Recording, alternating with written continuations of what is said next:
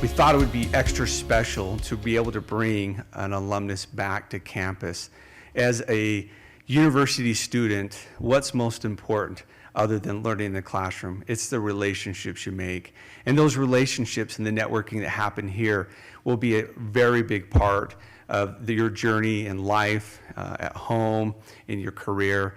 And this alumnus is somebody that's been a part of my life as a friend, and it's been really fun to watch the journey that he's made after leaving SUU. And I wanted to just share briefly a few things about Derral Eves, who will be presenting today for A.P.E.X. Derral is somebody that believes strongly in two things, right? Values and passion. And those two things are really important. If you don't have values that create a very strong foundation for you, then you don't get to take the passion into ways that can impact the world that you'd like to. And so, Derral, if you meet him personally, you'll know within a few minutes that the very most important thing to him is family. And you see that in everything he does. But then as you spend time with him on the professional side, you realize that everything he does has an extremely high level of passion. And what that does is it tends to create a quality experience that nobody else can compete with. And then from that, everybody wants to follow. So I'm going to ask a question here. Who here has ever set a goal of saying, I'd like to influence or sell or be a part of 100 different individuals? 100? Anybody? Okay. Anybody ever said, I'd like to sell something to 1,000 people or influence 1,000 people or speak in front of 1,000 people? Anybody gotten to that level? Okay, a few hands. 10,000? A million? Auction, right? A billion. Has anybody here ever thought about any aspect of their life impacting 1 billion people? Well, that's what Derral Eves does. And hopefully you'll hear a moment of experience about that goal and what he's doing with it. But that's the type of passion he has, is he's reaching for a goal of 1 billion people, one specific aspect of one of his businesses. With that, I'm excited to welcome my friend and neighbor in southern Utah. He lives and resides down here, and we're going to do that no better way than with a YouTube expert than through a video.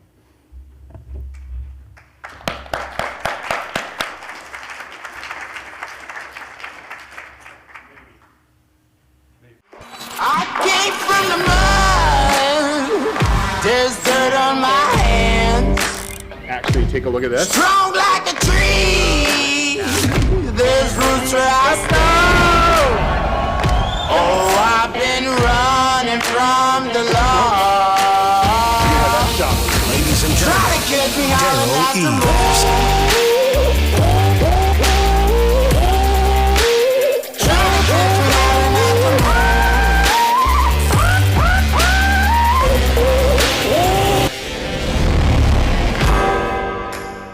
All right, how we doing?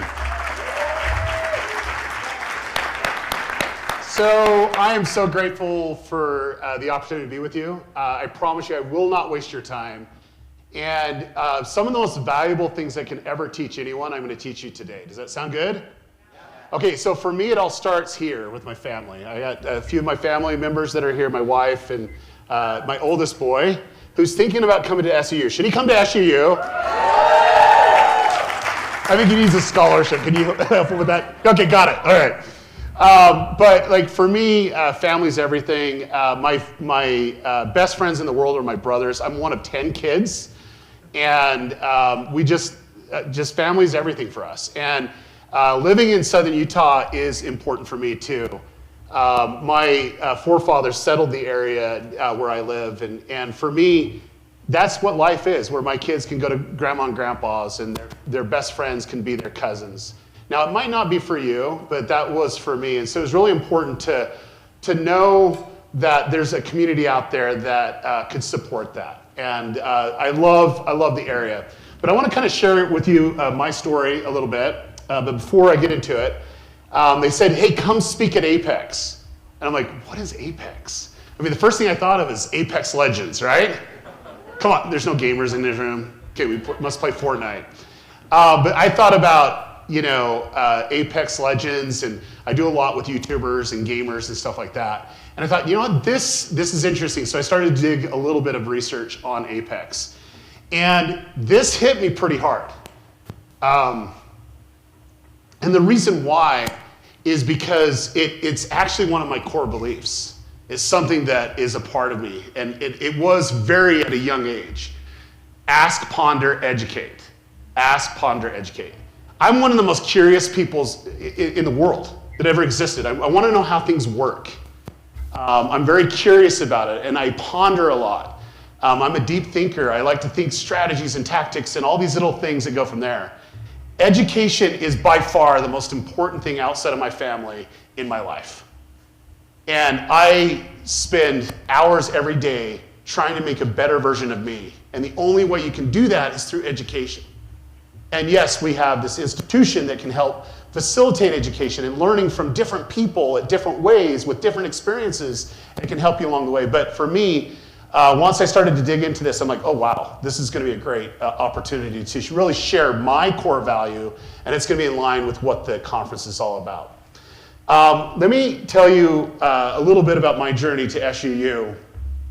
And I want to share a couple stories because it will help you get some context of who you're dealing with up here. And then two, I want to share you my journey at SUU because it was a different journey than most of you. So my journey is, I was obsessed with video at a young age. I have an agency. We work really hard on YouTube. We've generated 78 billion video views on YouTube, another 32 billion on Facebook. TikTok's interesting right now for me. I've done the most viral video ad campaigns of all time, producing hundreds of millions of dollars. I think it's close to $1 billion in sales. Made some fun videos. And it all started here at SUU. We've done some crazy videos. That's a mankini, by the way. Have you never seen a mankini? Worked with some of the biggest brands and YouTubers on the planet. And for me, it all started by having passion. And it led me to write a book and really have a lot of different life experiences. So I've done this project and so on. So here it started at SUU. SUU kind of started me on a path that led me to where I am at today. And that path started in the 3rd grade. This is my 3rd grade class. We lived up in Sunset. That's the ghetto up in northern Utah, if you've ever been there. This is my 3rd grade class, and if you look really close, that's me. Look how handsome I was.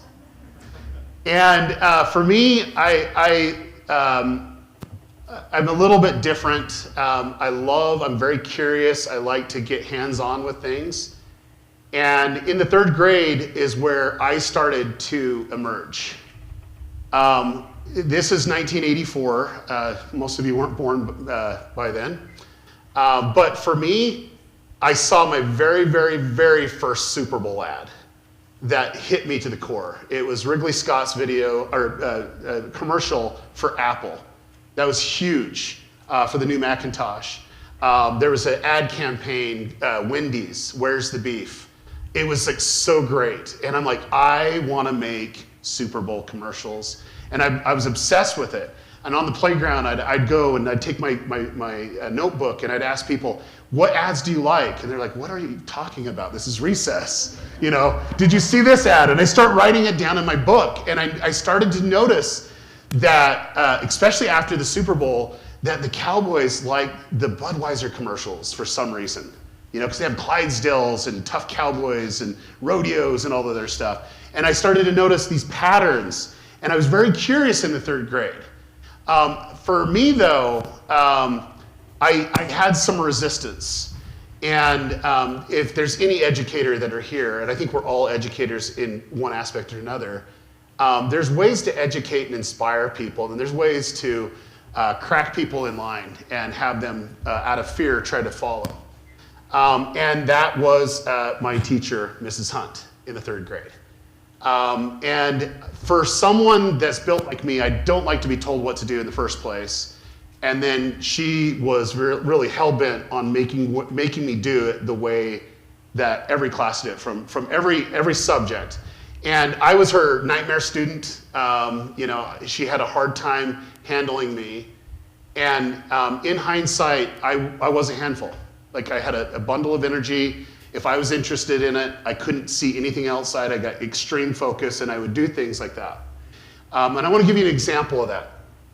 So in the 3rd grade, being in an underprivileged elementary school, the state of Utah had the great idea is, hey, computers are the future for kids.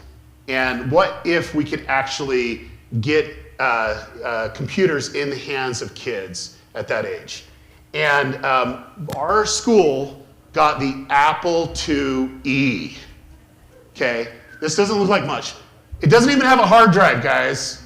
This is actually what they do, the boot disk. You'd actually have a disk that was your operating system, and then you'd have another disk that you'd actually have for your program. And we got these computers, and it was like the coolest thing ever. It was like Star Trek. It was like Star Wars. I was like, okay, we're going all in. I love future things. I love stuff like this. And we had a computer lab at our school. And so our class would get up in school, and we'd go down to do our computer lab. And we would all surround, and we had enough computers for every person in our class. Thanks to the state of Utah, okay? And I got on the computer, and I was curious from this. I was like so drawn in. I could not think of anything else. I just was so enamored by it. And for me, I wanted to know everything that there is to know about it. And so my wonderful teacher, Mrs. Hunt, says, okay, class, let's go ahead and let me show you how to put your disk in. And you put these big floppy disks in, and you go from there. You guys don't even know what a floppy disk is, but it has your program on it. You slap it in there, and then we turned it on, and it took forever to load the operating system. You hear this and you finally are able to get it. And she was teaching us how to type. And we had our keyboard that was kind of built into the computer. She says, okay, everyone, hit the D key. And we hit the D key, and the D key, or the D, showed up on the screen. It was like magic. It was like the coolest thing ever. Now, I know that you guys grew up on technology, but for me, that was so cool. And for me, I just wanted to start typing and trying to figure out how this works, and I started to type it. And she would look at me and says, Derral, stop it. I'm the teacher, you will listen to me. Okay, all right. Okay, teacher, Mrs. Hunt. Hit the R key. And then I started to go again. She's like, stop it, Derral, stop it. You will follow my instructions. I am the teacher. Okay, so there's a couple things that trigger me. Number one, telling me what I can and can't do. I don't like that. I don't know, does anybody else feel that same way? Okay, I don't like it. And yet, she took the approach of saying, you will conform and be in line. Now, she didn't know any better. That's her style of teaching, and it was an old school way of teaching, but she didn't see the opportunity. And here I was actually interested in something in school, and I wanted to learn. And yet, every time I got out of line, stop it, Derral, I'm the teacher. Now, what happened next was I was banished from using a computer. Okay, class, we're gonna go to computer time. Derral, you go in the corner. I had to put my nose in the corner every time that there was computer time. And for me, that got my engine running, my determination going. I knew that I wasn't gonna let someone stop me from learning. Here was a teacher stopping me from something that I was passionate about. There's no way I was gonna let her do that. So I decided to devise a plan. And the plan was, I needed to go find someone that had this computer. What did I do at 8 years old? I went knocking on doors. That's not a very safe thing to do, especially when you're not in your neighborhood, because I started in my neighborhood, and I started knocking on doors, and I asked them if they had a computer.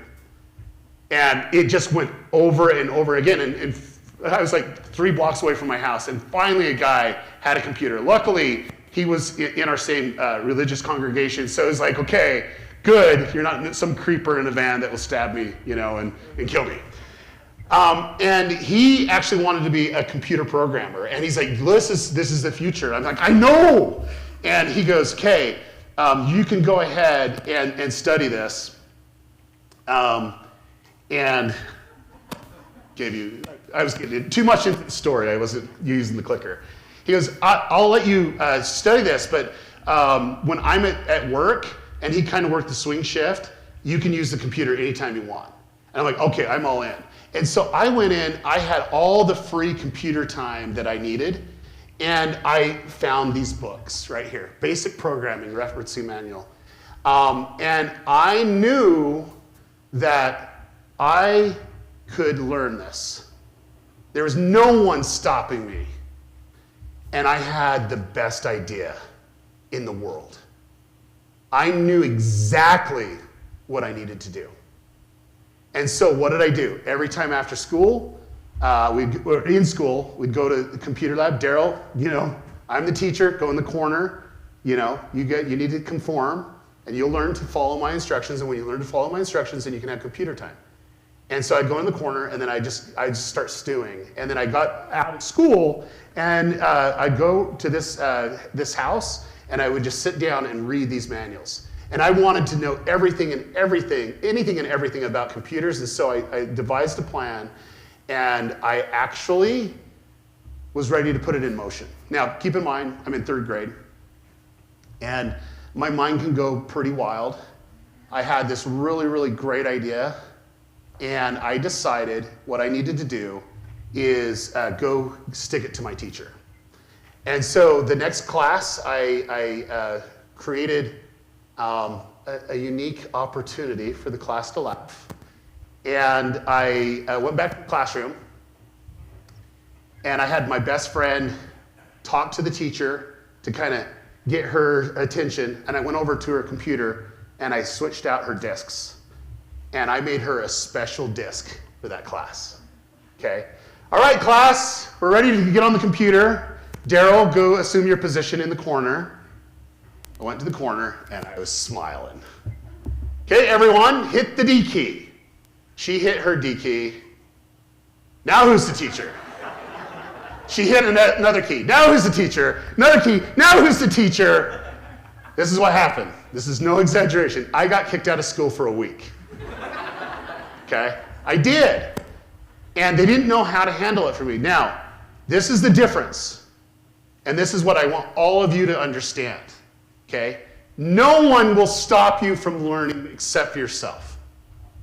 It didn't matter what she was going to do. I was going to learn around her. And I'd run circles around her. And what happened was, I was sitting in the principal's office, and your son's at it again, and my parents were like, you kidding me? This kid's a genius. Like, literally give him opportunity. And they're like, nope, he's out for a week. Totally disrespected his 3rd grade teacher. He's in 3rd grade. Look what he just did. Nothing. So my dad went out and bought me a brand new Mac. That was cool.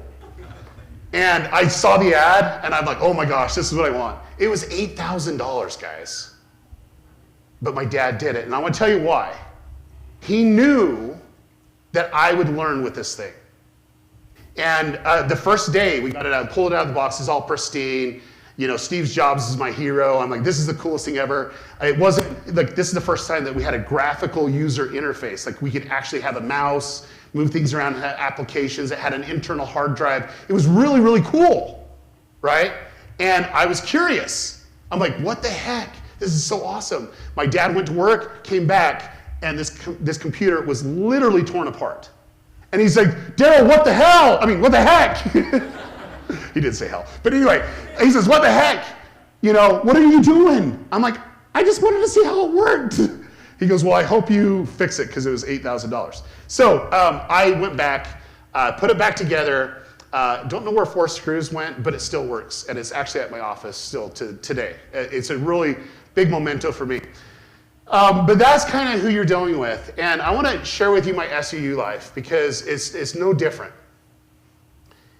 When I started SUU, I wanted to get a piece of paper. I'll be honest with you. I'm not going to lie to you.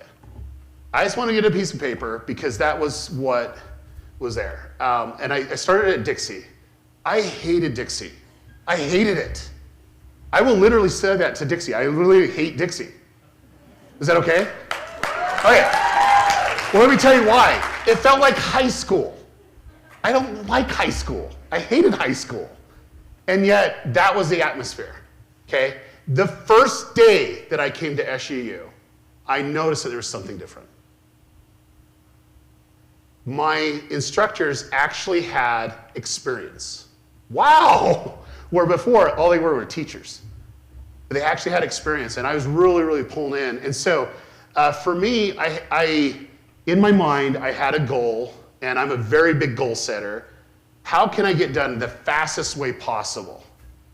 And the first time I went to SUU, I sat down, and I was trying to navigate who to talk to. And I got to the point where I talked to the head, one of the heads of the communications department, because I wanted to do marketing and advertising and do video, because that was my thing. And I'm like, how can I do this the fastest way possible? And what was cool was they listened. That was the first time I actually had a professor listen to me and not say, no, you got to conform. That was the first time ever. And I'm like, okay, you're really cool. I like you. Let's be best friends. But she's like, you didn't take any of the prerequisites. It's just, you just didn't do it. So you have to take the prerequisites. However, if you can prove to me that you're competent, we can have you still take prerequisites, but you won't necessarily do it when you do it. So I'll let you take my class. You don't need to take the prerequisite. If you are who you say you are, you can go ahead and do it. She trusted me enough. And I went into that class. I surrounded myself. I looked at the people that were the smartest in the room. That's what I normally do. And there was a girl there that I knew from Hurricane.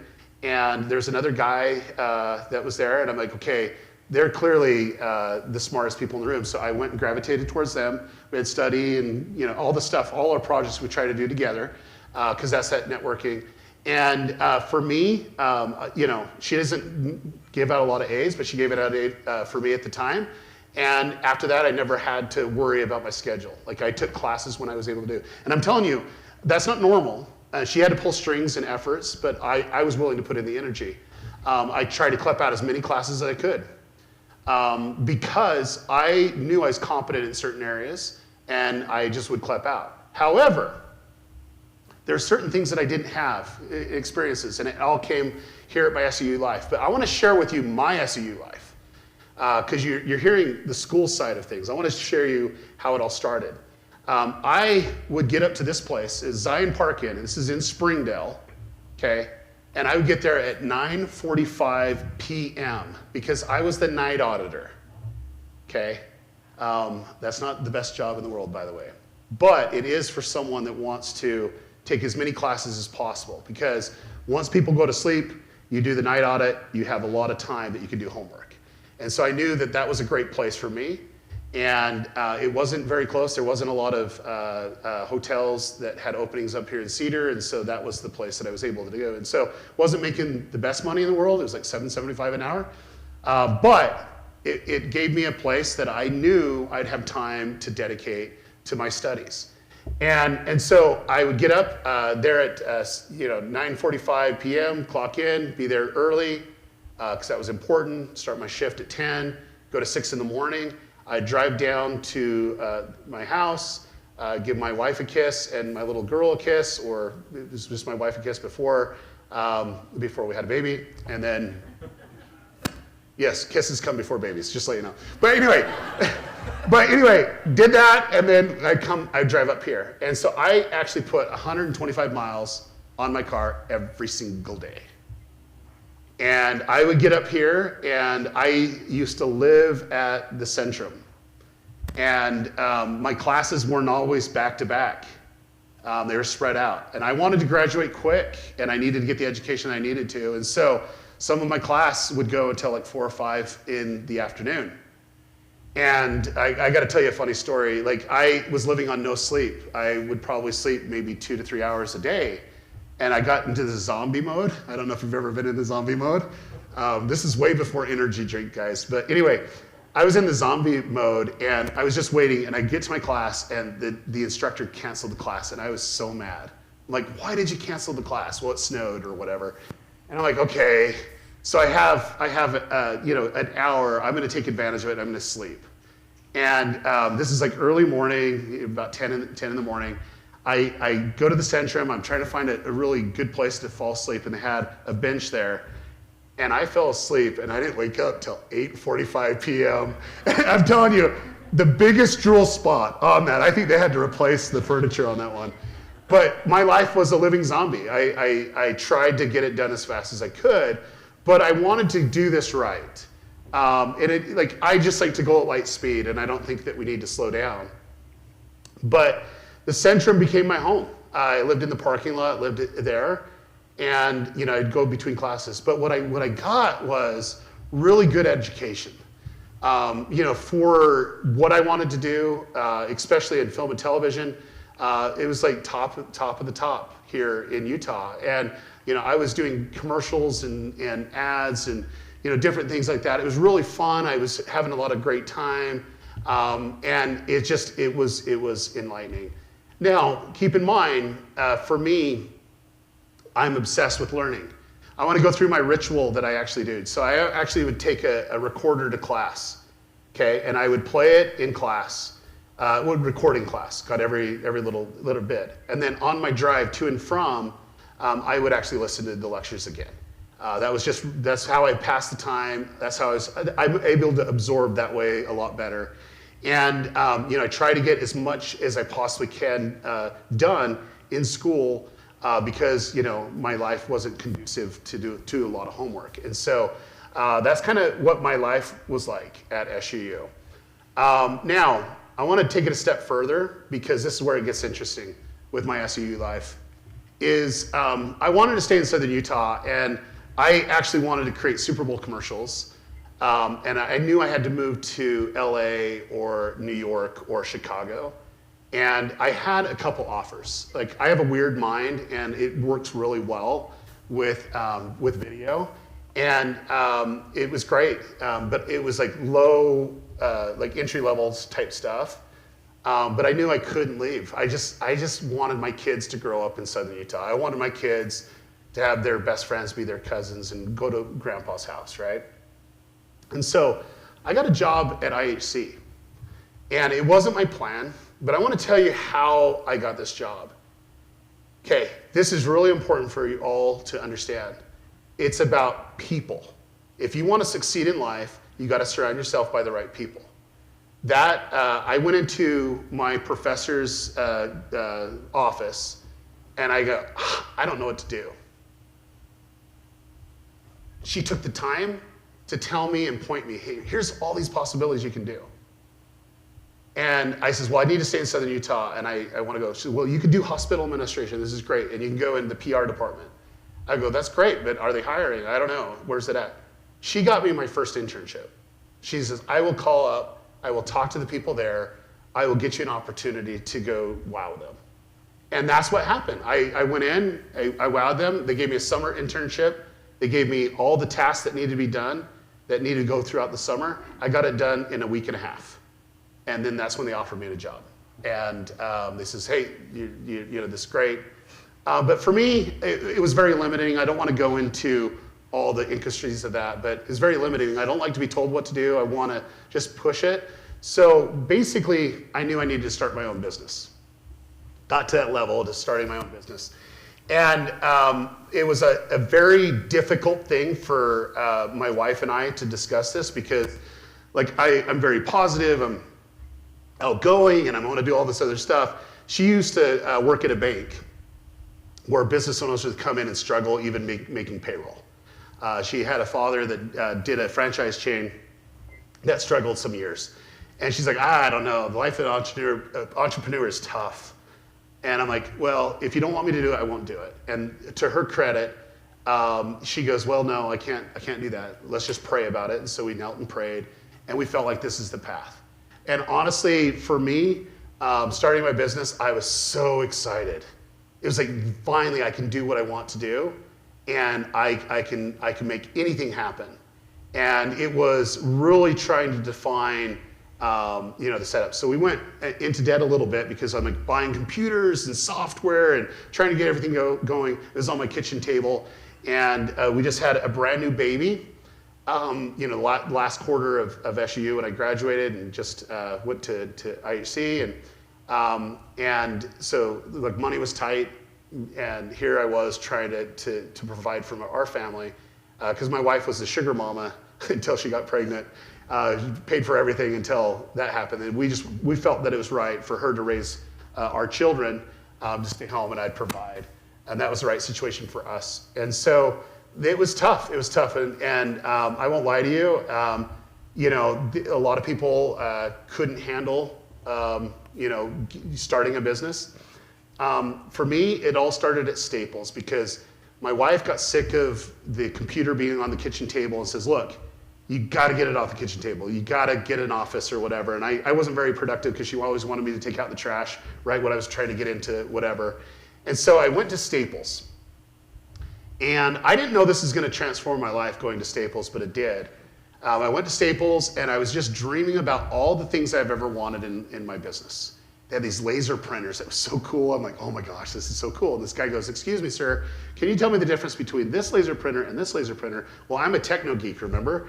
I love data, I love knowledge. And I literally broke down, hey, well, this one costs less, but you're gonna pay more because of the printer yield. You don't get as much prints out of it. This other one's far better. Yes, it's a little bit more expensive, but in the long run, over a year, you're gonna save triple the amount of cost. And he goes, holy cow, you are the best Staples employee I've ever come across. I'm like, I'm not a Staples employee. And he looks at me, and I'm wearing khakis and a red shirt. And he goes, are you sure?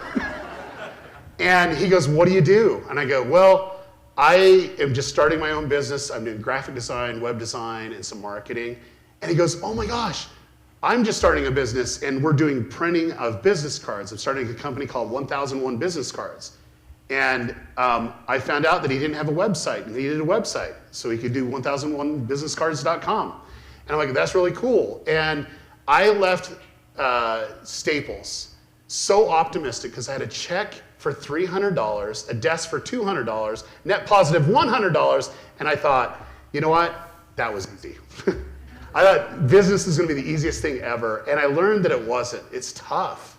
It's tough to find your focus. It's tough to find your drive.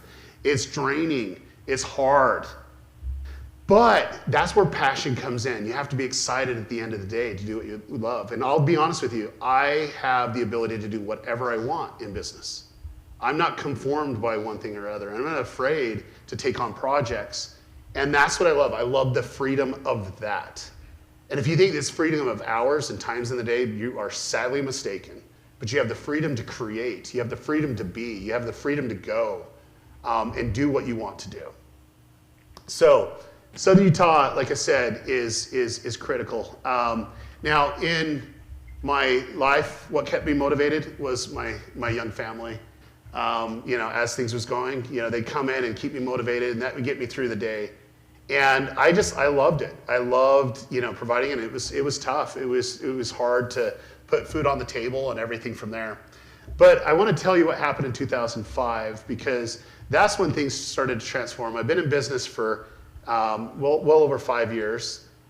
Started a couple companies. We had a web hosting company, and we had a lot going on. We acquired some newspapers and stuff like that. So I started to be quite successful in a small business sense. And I'm like, I love this.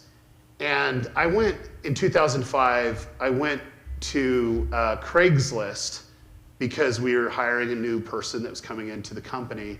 And that's what you do when you're smart in business. You go try to find a free desk on Craigslist. Then you go to Staples to buy. And I saw an ad that says, hey, if you can go to this new website and sign up, you'll have a chance to win an iPod. And this is an iPod that they used to be the size of a brick, but it was like the size of a pack of gum, and it could hold 1,000 songs. I thought it was the coolest thing ever. So I went over to this new website called YouTube. And I'm like, oh my goodness. This is amazing. Now, you guys grew up with YouTube, but for me, seeing YouTube for the first time, it was breathtaking. Because I saw a video that I could hit the play button and it actually played. What you don't know before that time, before YouTube, you hit the play button, you had to wait usually 4 or 5 minutes before it would play the video. But you're able to do that, and I noticed that you could embed these videos on websites. I'm like, okay, this is really cool, because I can actually go to all my clients, thinking as an entrepreneur, I can upsell every one of them on an ad and have them do an ad that can live on their website. I go, this is great. This is a great way to do it. So I want to show you an ad. Who wants to see an ad? This is Steve's really good friend. This is his dad. This is one of my first ads that we created. And it's like, it is low quality and stuff like that. I'll put that out there. But the technology was way behind because, I mean, this is like 2006, right? So you want to see it? Yeah? All right. Our prices are so low, it's going to make you want to dance.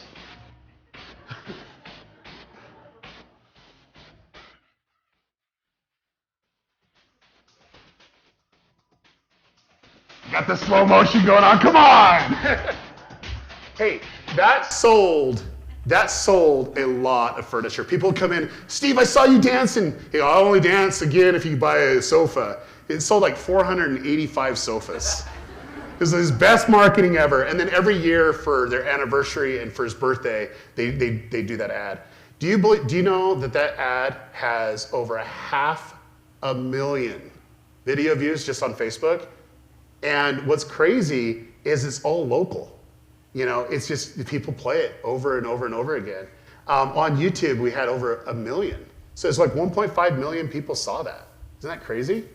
Okay, so for me, I started to get into YouTube very specifically, but I was going through making videos for my clients and putting them online. And what happened next was that these videos, in 2007, I made about 800 videos for different people, different businesses like pest control companies, lawyers, doctors, dentists, optometrists, and these videos started to rank in Google. Well, my main job at the time was getting your website to the top of Google.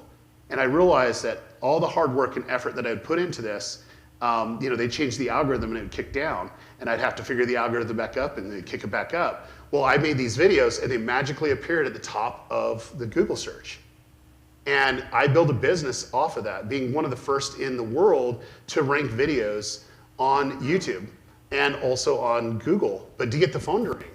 And we had clients all over the world that wanted that service. They wanted their video to the top, and the video was really good about getting them in the process of getting them to buy. And I became a master, and I became obsessed of audiences and getting to understand who the audience is, getting to understand the messaging, all the stuff that I learned back in my marketing and advertising class here at SU, I was able to do it. I was just starting to figure it out and really starting to silo these in ways so like, hey, when I have something working for a personal injury attorney, well, now I can do it for all personal injury attorneys. I just need to change out a few things, because once you have the messaging and it converts, then you can actually go and do that over and over and over again. And I pretty much started that rhythm, and I'm like, this is where I was at. And I found out, I always wanted to make videos, and this is a way for me to do it. Now, keep in mind, remember that 8-year-old kid that was taking around the notebook and really wanted to know everything about Super Bowl commercials and what they like? Well, what happened was I found my true love and my passion, and it actually was developing audiences. This is the first audience I was able to develop. When I met the piano guys, it was very interesting. We had a couple thousand subscribers. They went to 3.1 million subscribers and over 500 million video views. And I saw the power that you could do when you create great content. But what I found was my passion. I found my passion and my drive. My passion drive was I can make sure that we can put out great content to the world that would uplift the world and put it on a different level, and it wouldn't take away from the world. It would be net positive, and it would inspire and educate and entertain the world. And so I knew I could do it, but my jam was I could figure out how to grow audiences. And this is the moment that it transformed my life, because I knew what I was put on earth to do. And I then worked with the biggest brands in the world. Every time they wanted people to see things, and then from seeing it, they wanted conversions. That became my jam. I'm very good at that. Extremely good at that. 5 minutes left. Wow, I didn't know that. Okay, we gotta hurry then. Let me get to the good stuff. And I built stuff. So this project right here is one that was my dream project. It's called The Chosen. It's a TV series about life of Jesus Christ. I'm the CEO, executive producer of the show. And it all came from a passion and a vision and drive. But I want to share with you, I was going to show you a trailer, but we don't have time for that. But I want to share with you this, because this is the most valuable thing I can actually teach you here today, okay? That project was the most important project. I felt like everything I was doing in my life led to that. We want 1 billion people to see that TV show. And it all started with an idea. And I want to share with you the process that I go through to really succeed.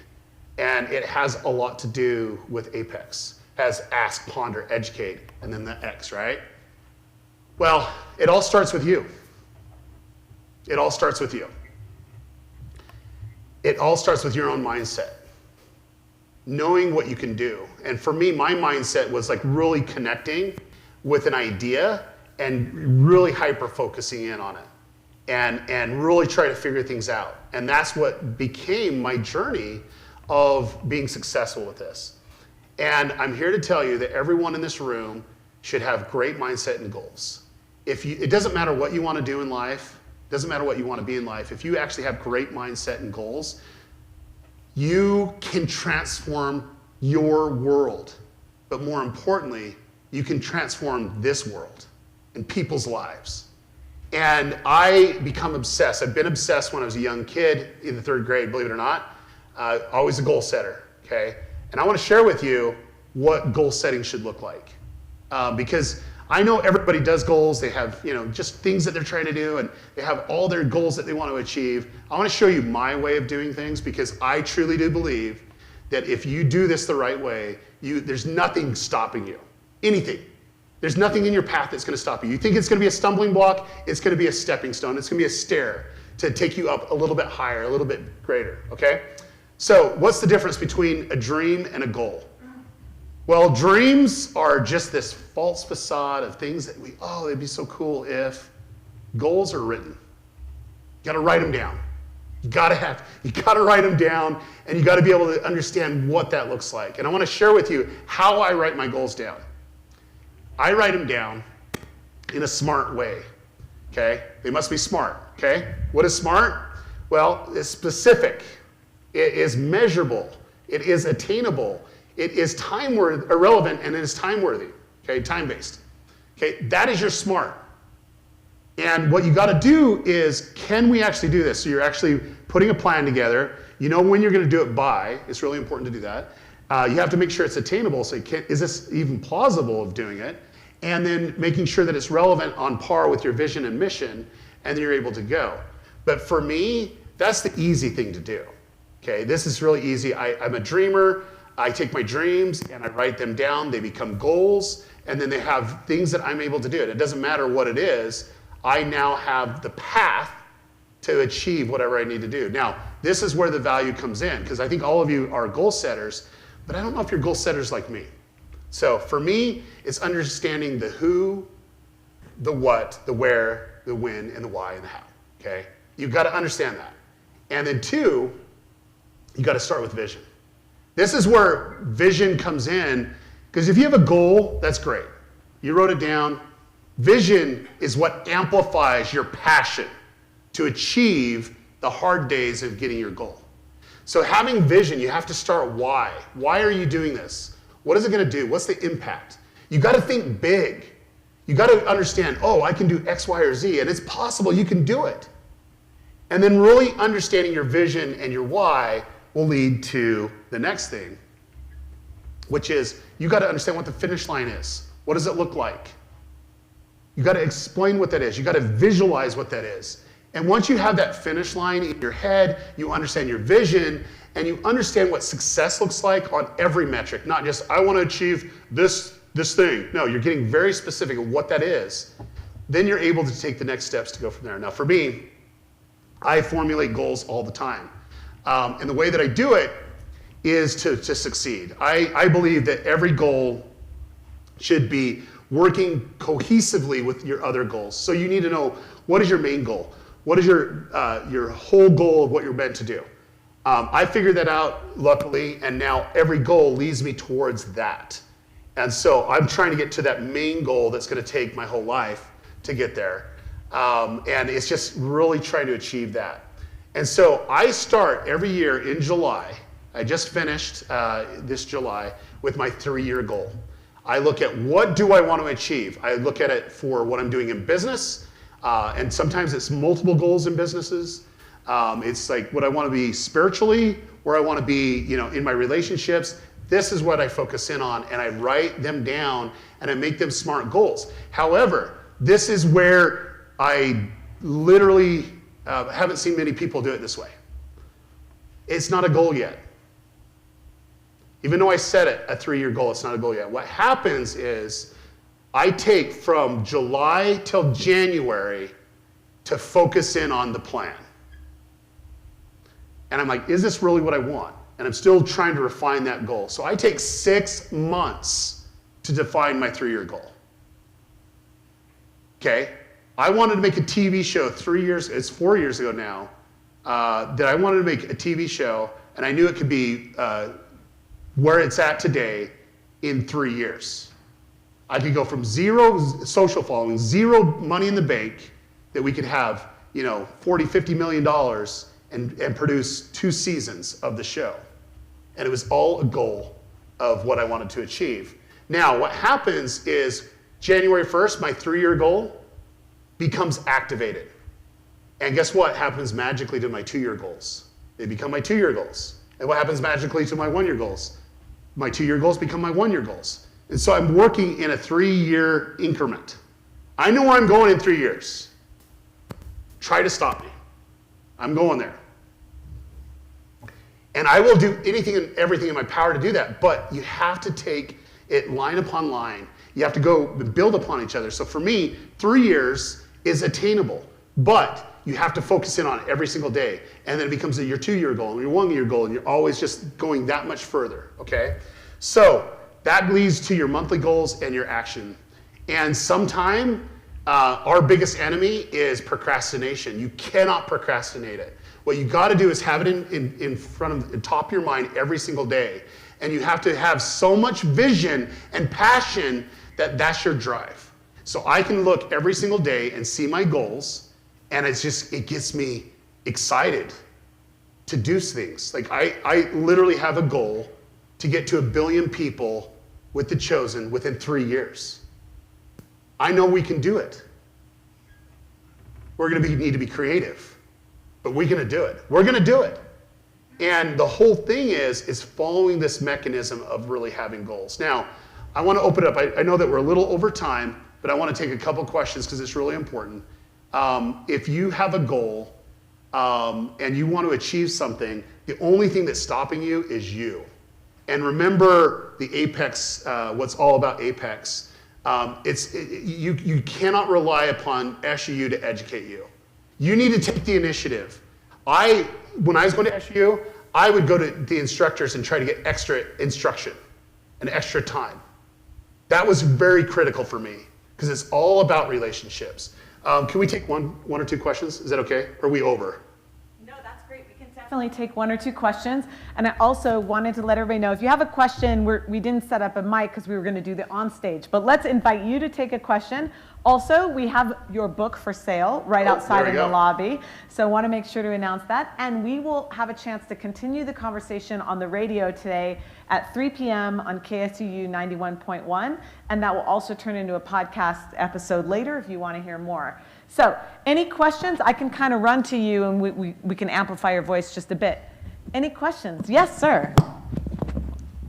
So what do you think is the best method to like grow an audience? Because like I got your YouTube book like a few months ago and I'm running a YouTube channel, but I haven't really like been able to connect to my audience very well. So I'm just wondering like, Well, do you even know what your audience is? I've been trying to do research to figure out how to like So connect to the it. best way to do it, this is what I would do, is select 20 channels that is doing what you want to do. I guarantee you there's 20 channels on YouTube that does that. Yeah. Create a new account on YouTube. Okay, don't watch any video. Select one of those channels to watch, just one video. Just go and search for it once, just one video. And then watch that video all the way to the end. See what's recommended. Watch another video to the end. Watch a third. Take a pause from YouTube and then go magically back to the YouTube homepage and see all the options. You do that a couple times, a week. You're going to see all the ideas of great creators that's responding to an audience, and they're going to have patterns of predictability. And so I look at that. If you have my book, section 3 is your jam. Just literally go for part 3 of the book and start with recon and research. That's where I would probably put the majority of my time. And then starting looking for patterns of how they edit, how they respond to their audience, what the comments are engaging, and you're trying to understand who are these people. And I go in depth on that, on creating your viewer persona. What do they do online? What do they do offline? Their psychographics, their demographics. You want to have a really good map of what that is so you know how to communicate. Yeah. Thank you. Cool, thank you. Do we have one more question? We probably can get one more in. Oh yeah, here I come. There we go. No worries. So it sounds like you had this idea of what you wanted to do, and then as you went, you figured it out, right? Like you realized like, oh, I want to start a business, I want to do these things. How do we get through that? And because that's a really frustrating part to know you want to do something, but not knowing how to get there, not knowing exactly what you're doing. How do you handle that? But that's the whole A.P.E.X thing. So you have to have the idea, right? So you have to ask, is this what I want to do? You got to ponder that. And then you got to educate yourself. You got to say, okay, who is the person that you need to know in the space on that? And I would literally go and volunteer your time around them. I would go. And I want to share really quickly. I had someone that wanted to come to the YouTube space. He goes, I want to be a YouTube creator. And he would go and try to learn everything that was going on. He decided, you know what, I'm going to go to every shoot. And he was like holding up lights. He was like trying to do it, but he's just trying to understand the industry. And he's been able, he has 22 million subscribers right now, getting about 300 million video views a month. And it was because he wanted to learn and he'd become obsessed with his education. And then more importantly, you got to find other people that you can learn from. That's the fastest way to learn. So trying to find a mentor or someone that can help you in this space is great. And there's a lot of great mentors here at SU.